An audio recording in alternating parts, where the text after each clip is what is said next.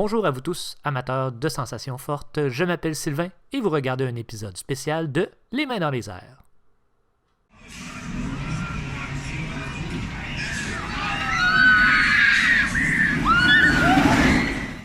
Ne faites pas semblant.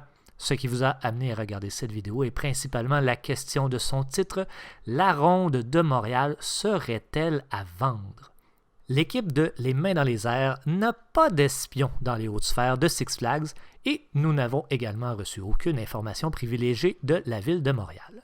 Nous allons cependant vous exposer les quelques petits détails des dernières semaines qui nous laissent croire qu'il se passe quelque chose derrière les rideaux tirés. Vérifiez si vous êtes bien attaché et c'est parti. Notre enquête approfondie. Non, quand même. Nous sommes assis derrière un ordinateur et nous faisons que chercher des liens sur Internet. Serions-nous complotistes? Nos petites recherches ont débuté lorsque nous avons vu cette annonce sur Facebook et Twitter. Le report de la construction de la Vipère à une date ultérieure. La Vipère, pour ceux et celles qui ne le savaient pas, n'est pas une montagne russe neuve. Et non. In brightest day, in blackest night, no evil shall escape my sight.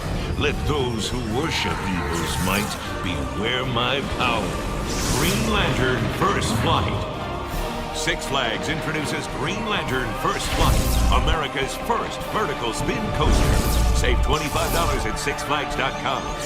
Now with the most coasters on the planet. Go big. Go Six Flags Magic Mountain. C'est en effet la montagne russe Green Lantern First Flight de Six Flags Magic Mountain en Californie. Elle avait été inaugurée en 2011.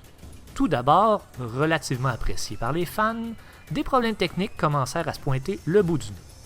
Pour remédier aux problèmes, l'équipe de Magic Mountain décida de diminuer la possibilité de rotation. Ce qui, on se le rappellera, est la base même de ce type de montagne russe en roue libre. Le résultat obtenu? Une minute de pure douleur et d'inconfort selon les dires de nombreux internautes, allant même jusqu'à la nommer pire montagne russe de tous les temps.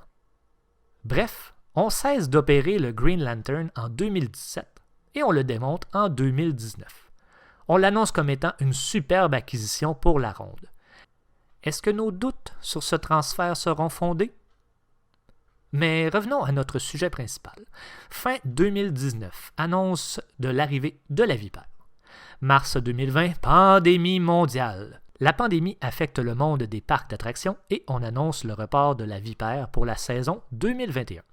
On ouvre quand même la ronde le 25 juillet selon certaines règles sanitaires plus ou moins respectées. Nous vous reparlerons de notre expérience au mois d'août éventuellement. Puis, arrive cette annonce du report de l'ouverture de la Vipère. Mais pourquoi? Les fondations sont coulées, la structure a été déménagée, mais qu'est-ce qu'on attend pour la montée pour la saison 2021? Deuxième indice. Étant abonné à l'infolettre de la ronde, nous recevons une offre concernant les passes de saison pour 2021. Un petit truc à nous, mais que vous connaissez peut-être déjà.